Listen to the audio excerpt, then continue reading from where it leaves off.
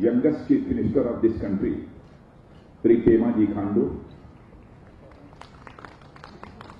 और हमारे गृह राज्य मंत्री मेरे सहयोगी श्री किरण रिजिजू जी, deputy chief minister Arunachal Pradesh Shri Shona मीत, स्पीकर अरुणाचल विधानसभा Shri T Norbu यंगो, Shri Ram Madhav ji, state president Shri Kapil गांव जी, अरुणाचल सरकार के सभी मंत्रीगण, अरुणाचल सरकार के सभी संसदीय सचिवगण, Shrimati Shakuntala Gamlin, chief secretary Arunachal Shri Sandeep Goyal, DGP Arunachal, उपस्थित सभी अधिकारीगण, गांव, बूढ़ास, प्रेस के सभी मित्रगण, अरुणाचल के हमारे भाइयों, बहनों, देवियों, बच्चों एवं सज्जनों, सर्वप्रथम मैं आप सबको आज अरुणाचल प्रदेश के 31वें स्थापना दिवस के अवसर पर अपनी तरफ से हार्दिक शुभकामनाएं देता हूं। वैसे मुझे इस देश में कई राज्यों के स्टेटहुड डे के सेलिब्रेशन में भाग लेने का अवसर मिला है, लेकिन आज इस अरुणाचल प्रदेश के स्टेटहुड डे के सेलिब्रेशन को देखकर मैं कह सकता हूं सबसे बेटर सेलिब्रेशन स्टेटहुड डे के अवसर पर मैं देख रहा हूं तो अरुणाचल में मैं देख रहा हूं। इसके लिए मैं आप सबको अपनी तरफ से हार्दिक बधाई देता हूं।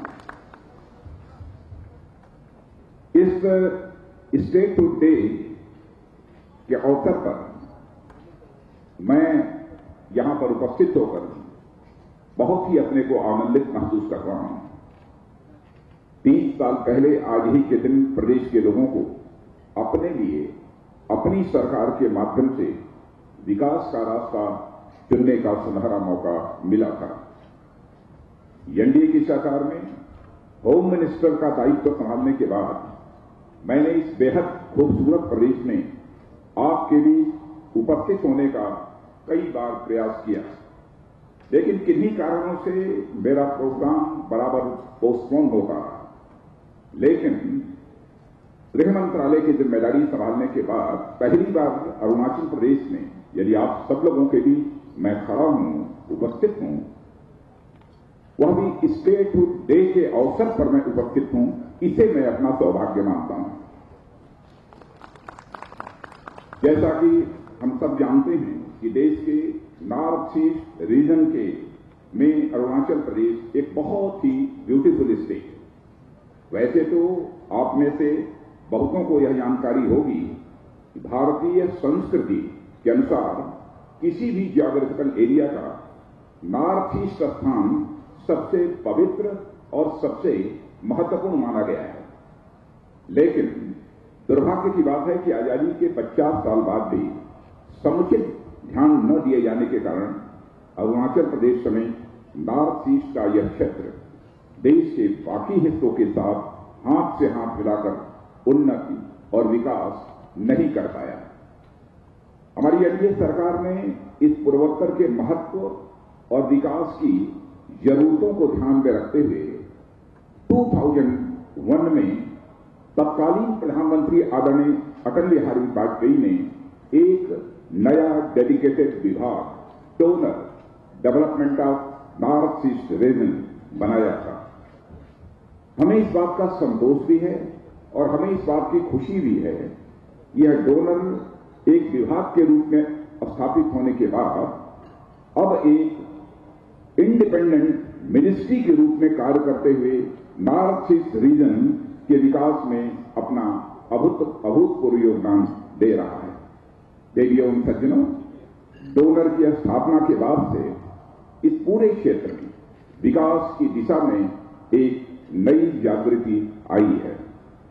वैसे बहुत पहले लुक ईस्ट पॉलिसी बनी थी, लेकिन मैं समझता हूं कि जो नॉर्थ ईस्ट में डेवलपमेंट का लुक होना चाहिए था, वह पॉलिसी बनने के बावजूद वह डेवलपमेंट का लुक हमको देखने को नहीं मिला।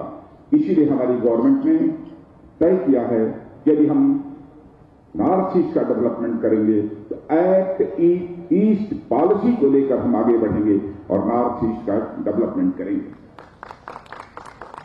जहां देश के हर राज्य में इंफ्रास्ट्रक्चर के सारे कंपोनेंट्स जैसे सड़क, रेल, एयर ट्रैवल, शिक्षा, चिकित्सा सुविधाओं आदि का जाल बिछा है, वहीं अरुणाचल प्रदेश में, जो कि क्षेत्रफल के अनुसार नॉर्थ ईस्ट का सबसे बड़ा राज्य है, विकास की इस कड़ी में कुछ मायने में न केवल पूर्वोत्तर के अन्य राज्यों की अपेक्षा आगे बढ़ गया है, बल्कि मेनलैंड के भी कुछ राज्यों से यह अरुणाचल प्रदेश आगे है। मुझे इस बात की प्रसन्नता है कि आज प्रदेश में एडवांस लैंडिंग ग्राउंड्स डेवलप हो गए हैं, जिन्हें डिफेंस के अलावा सिविल फ्लाइट्स के लिए भी प्रयोग में लाया जा सकता है। मैं यह भी कहना चाहूंगा कि नॉर्थ ईस्ट का डेवलपमेंट भारत के इकोनॉमिक और स्ट्रेटेजिक इंटरेस्ट में है। इसलिए नॉर्थ ईस्ट का डेवलपमेंट हमारे लिए बहुत ही महत्वपूर्ण हो जाता है। जहां तक चीन और भारत की सीमा लगी हुई है, कभी कभी चीन भारत सीमा विवाद को लेकर भी कभी चर्चा होती है, लेकिन मैं स्पष्ट कर देना चाहता हूं, भारत और चीन के बीच हमारे रिश्ते बेहतर हैं और भारत और चीन के बीच इस समय $70 बिलियन का हमारा ट्रेड भी चल रहा है। राज्य के रूप में अरुणाचल प्रदेश में आज 30 वर्ष पूरे कर लिए हैं और यह 31वें वर्ष में प्रवेश कर रहा है।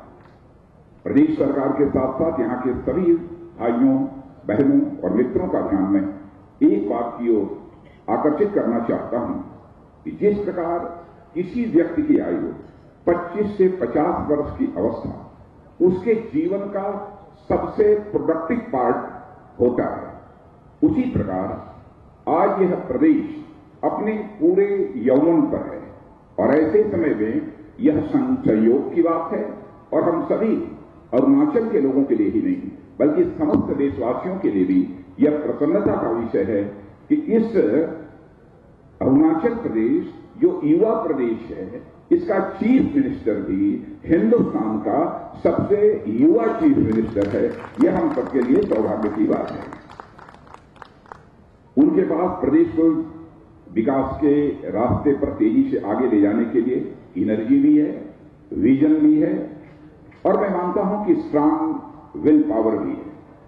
साथ ही प्रदेश के विकास को आगे बढ़ाने के लिए केंद्र सरकार का भी भरपूर सहयोग आपके साथ है। इस नौजवान प्रदेश के युवा मुख्यमंत्री से हमारी अपेक्षा है कि अपने सबसे प्रोडक्टिव सालों में प्रदेश को विकास के पथ पर तेजी से वह आगे ले जाएं। हमारे पास विकास के लिए पैसे की कमी नहीं है और मैं यह भी आपको आश्वस्त करना चाहता हूं कि सेंट्रल गवर्नमेंट अरुणाचल के विकास के लिए पैसे की कमी नहीं होने देगी। लेकिन यहां मैं एक वर्ड ऑफ कासम भी देना चाहूंगा। हर एक पैसे का सदुपयोग विकास की उसी सद्भावना और ईमानदारी से होना चाहिए जिस भावना के साथ केंद्र सरकार आपको फंड्स उपलब्ध कराती है। जो कुछ भी हम करें उसमें परफेक्ट ट्रांसपेरेंसी होनी चाहिए ताकि किसी को भी उंगली उठाने की गुंजाइश शेष न बचे। यह मैं अपेक्षा करता हूं। मैं सरकार के साथ साथ यहां के मंत्रियों और प्रशासन तंत्र का भी आह्वान करना चाहता हूं कि अच्छे, ईमानदार और मजबूत गवर्नेंस के जरिए अपने युवा मुख्यमंत्री के हाथ मजबूत करके प्रदेश को विकास के रास्ते पर तेजी से आगे बढ़ाइए। हमारी शुभकामनाएं हैं। देवियों सज्जनों, मेरी जानकारी में आया है कि श्री पेमा खांडू ने मुख्यमंत्री पद की शपथ लेने के बाद से एक फोकस्ड अप्रोच के साथ प्रदेश के विकास के लिए ठोस और प्रभावी कदम उठाए हैं। कुछ समय में ही इन्होंने प्रदेश को विकास के पथ पर तेजी से आगे बढ़ाना शुरू कर दिया है और इसके लिए आपके मुख्यमंत्री श्री पेमा खांडू को मैं अपनी तरफ से विशेष रूप से बधाई देना चाहता हूं। उनको भी बधाई देता हूं, उनके मंत्रिमंडल के सदस्यों को भी बधाई देता हूं और सभी अधिकारियों को भी बधाई देता हूं। मुझे पूरा विश्वास है कि उनकी टीम अरुणाचल का आह्वान प्रदेश को तेजी से आगे बढ़ाएगा। वे युवा हैं और जैसा कि मैंने पहले कहा, वे अपनी युवा एनर्जी को प्रदेश के युवाओं की एनर्जी के साथ मिलाकर अभूतपूर्व कीर्तिमान स्थापित करेंगे। जो मुझे जानकारी प्राप्त हुई है उसके अनुसार यहां के चीफ मिनिस्टर विकास के 6 एरियाज पर विशेष रूप से फोकस कर रहे हैं। वे एरियाज हैं, first good governance, second Arunachal Pradesh के एग्रीकल्चर और हॉर्टिकल्चर में ऑर्गेनिक हब और फ्रूट बाउल बनाना, थर्ड अरुणाचल प्रदेश को वेलनेस, स्पिरिचुअल और एडवेंचर टूरिज्म के सेंटर के रूप में डेवलप करना, फोर्थ एम्प्लॉयमेंट जनरेशन और स्किल डेवलपमेंट, फिफ्थ सभी के लिए क्वालिटी एजुकेशन और सभी के लिए क्वालिटी हेल्थ सर्विसेज प्रोवाइड करना, सिक्स प्रदेश के रिसोर्सेज को अनलॉक करना। इसमें एक आयाम और मैं जोड़ना चाहूंगा कि यदि प्रदेश के हाइड्रो पावर के पोटेंशियल को ऑप्टिमम लेवल तक तय कर दिया जाए तो यह प्रदेश पर कैपिटा इनकम की दृष्टि से देश के सबसे रिच स्टेट में से एक होगा। हाइड्रो पावर डेवलपमेंट के साथ साथ यहां रोजगार और विकास के हजारों नए रास्ते और अवसर भी पैदा होंगे, लेकिन इसके लिए सड़कों, रेल, वायु सेवाओं और टेलीफोन सर्विसेज की रोबस्ट कनेक्टिविटी इंफ्रास्ट्रक्चर होना बहुत जरूरी है। इसके बिना हमारा यह सपना पूरा नहीं हो सकता है। इसलिए भारत सरकार ने इस दिशा में पहल की है और सभी संबंधित मंत्रालयों ने ठोस कदम उठाए हैं। मित्रों, जैसा कि मैंने पहले ही कहा है, एयर कनेक्टिविटी के लिए 6 एयरपोर्ट कमीशन कर दिए गए हैं। एयर कनेक्टिविटी को बेहतर बनाने के लिए मेरा मंत्रालय पहले ही 2 Mi-17 हेलीकॉप्टर्स पर 75% की सब्सिडी दे रहा है और तीसरे छोटे हेलीकॉप्टर के लिए प्रपोजल अप्रूव कर दिया गया है।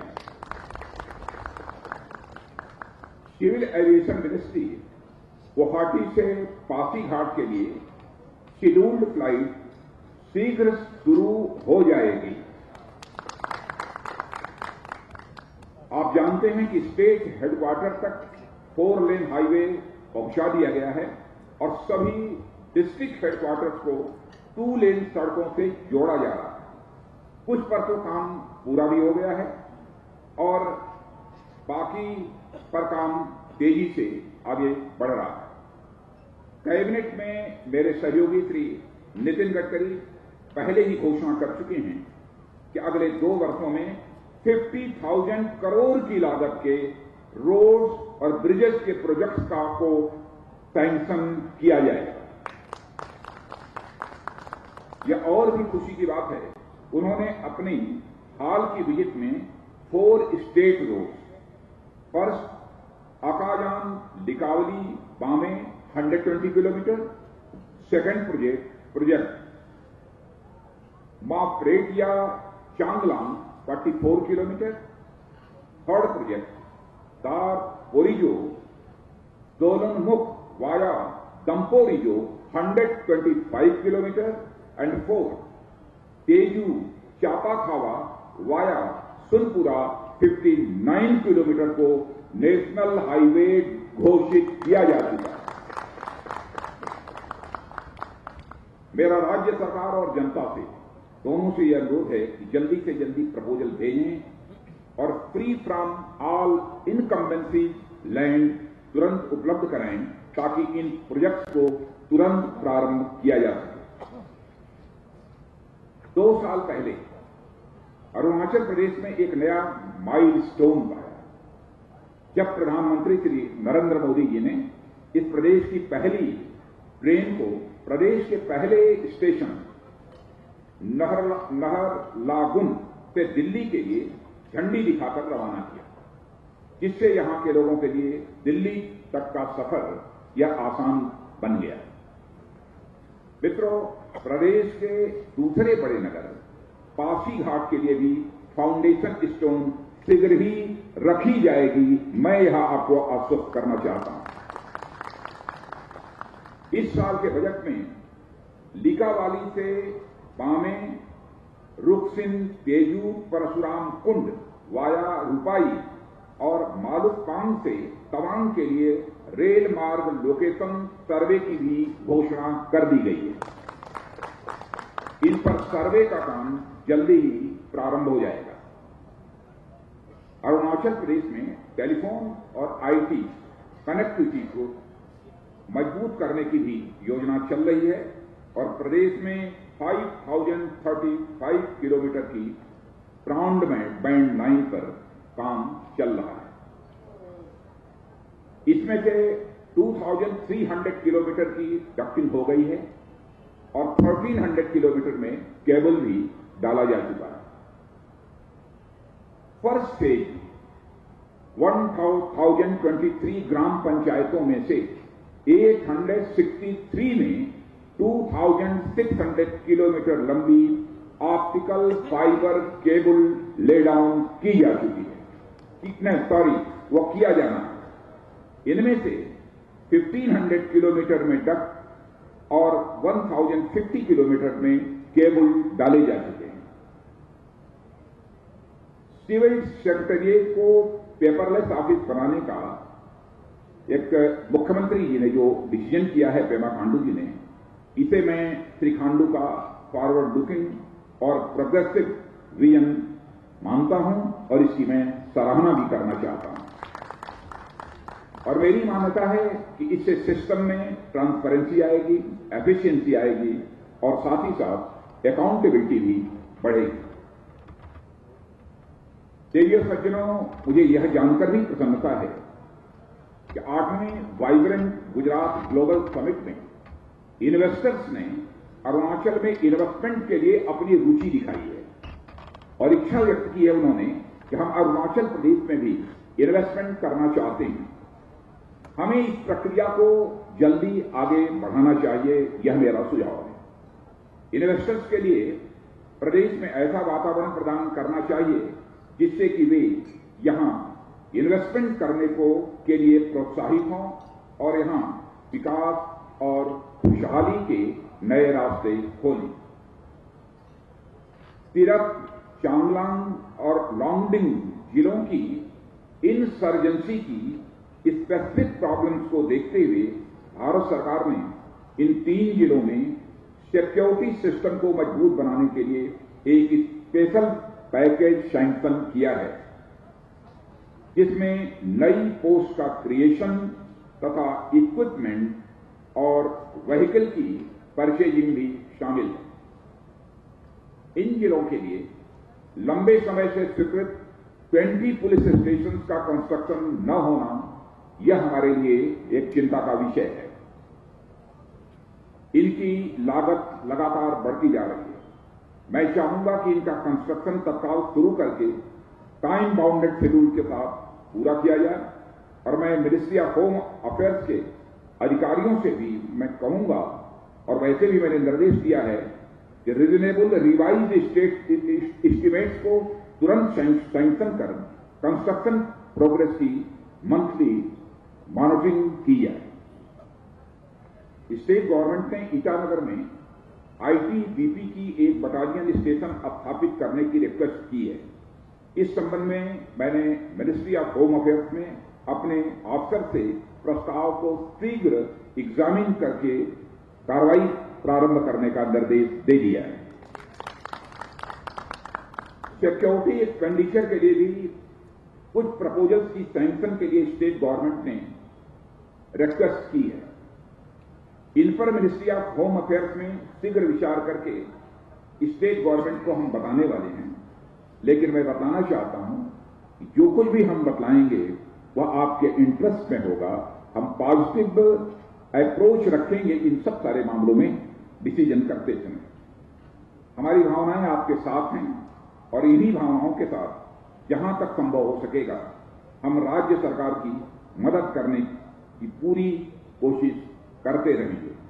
और वैसे भी अरुणाचल प्रदेश ये मामले में सर्वाधिक रुचि केंद्र में यदि कोई लेता है तो हमारे सहयोगी, हमारे गृह राज्य मंत्री श्री किरण रिजिजू या बराबर अरुणाचल प्रदेश के डेवलपमेंट की चर्चा करते रहते हैं। अन्य मंत्रालयों में भी जहां बात करने की आवश्यकता होती है वह खुद भी बात करते रहते हैं। यहां मैं कुछ और बातें आपके सामने रखना चाहता हूं। आप जानते हैं यह बहुत ही सेंसिटिव स्टेट है, क्योंकि यहां पर दो देशों के बीच की एक इंटरनेशनल बाउंड्री भी है। बॉर्डर एरिया में सड़क, बिजली, पानी, फूड सप्लाई, एजुकेशन और हेल्थ सर्विसेज के इंफ्रास्ट्रक्चर के सुधार के लिए स्टेट गवर्नमेंट से लगभग 4,400 करोड़ रुपए का प्रपोजल भेजा गया है। भारत सरकार में इनकी प्रोसेसिंग टॉप प्रायोरिटी पर हो रही है। इनमें से कुछ प्रपोजल सैंक्शन हो गए हैं, बाकी पर भी प्रोसेसिंग और परीक्षण के बाद शीघ्र निर्णय ले लिया जाएगा। सिक्योरिटी रिलेटेड एक्सपेंडिचर के जो क्लेम्स ऑडिट रिपोर्ट के साथ भेजे गए हैं उनकी सैंक्शन भी इसी महीने इशू कर दी जाएगी। अरुणाचल प्रदेश में लंबे समय से फॉरेंसिक लैबोरेटरी की कमी महसूस की जा रही है। इस कमी को हम जल्दी ही प्रोजेक्ट सैंक्शन करके पूरा करेंगे। इसके अलावा पुलिस मॉडर्नाइजेशन में भी इक्विपमेंट्स के लिए हम फंड उपलब्ध कराएंगे। अंत में फिर से मैं एक बार दोहराना चाहूंगा कि अरुणाचल प्रदेश का भविष्य उज्जवल है और इसलिए सरकार को, प्रदेश के प्रशासन तंत्र को और हर नागरिक को अपनी सामर्थ्य से भी आगे बढ़कर प्रदेश की ग्रोथ और डेवलपमेंट में बढ़ चढ़कर कंस्ट्रक्टिव रोल प्ले करना चाहिए। बहनों भाइयों, जब आज हम यहां पर अरुणाचल प्रदेश का स्टेटहुड डे सेलिब्रेट कर रहे हैं तो आज इसी नॉर्थ ईस्ट में मिजोरम स्टेट का भी स्टेटहुड डे सेलिब्रेट किया जा रहा है। तो इसी मंच से, अरुणाचल प्रदेश से, मैं मिजोरम के भी चीफ मिनिस्टर को बधाई देता हूं, उनकी पूरी गवर्नमेंट को बधाई देता हूं और मिजोरम की जनता को भी मैं बधाई देना चाहता हूं। और इसी को मंच से मैं यह भी कहना चाहूंगा, मिजोरम गवर्नमेंट भी बहुत ही अच्छा काम कर रही है। वहां के चीफ मिनिस्टर बहुत ही बेहतर काम कर रहे हैं। तो इस अवसर पर जब मिजोरम का भी स्टेटहुड डे है आज और वहां सेलिब्रेट किया जा रहा है, तो मैं यहां से अपनी तरफ से और अपनी गवर्नमेंट की तरफ से वहां की गवर्नमेंट को भी और मिजोरम की जनता को भी हार्दिक शुभकामनाएं देता हूं और यह आश्वस्त करना चाहता हूं कि मिजोरम के डेवलपमेंट के लिए भी सेंट्रल गवर्नमेंट से जिस प्रकार की भी असिस्टेंस की आवश्यकता होगी, बराबर सेंट्रल गवर्नमेंट मिजोरम को भी अपना असिस्टेंस प्रोवाइड करती रहेगी। अपनी बात समाप्त करने से पहले मैं अरुणाचल प्रदेश के अपने भाइयों, बहनों और बच्चों को इस ऐतिहासिक अवसर पर अपनी ओर से और भारत सरकार की ओर से ढेर सारी बधाइयां देता हूं और साथ ही उज्जवल भविष्य के लिए मैं अपनी हार्दिक शुभकामनाएं देता हूं। मैं आप सबसे अपील करूंगा कि मैं जय हिंद बोलूंगा 3 बार पूरे ताकत के साथ। आप भी जय हिंद का नारा लगाएंगे। जय हिंद। आवाज थोड़ी धीमी है और तेज होनी चाहिए। जय हिंद। जय हिंद। जय हिंद। बहुत बहुत धन्यवाद। बहुत बहुत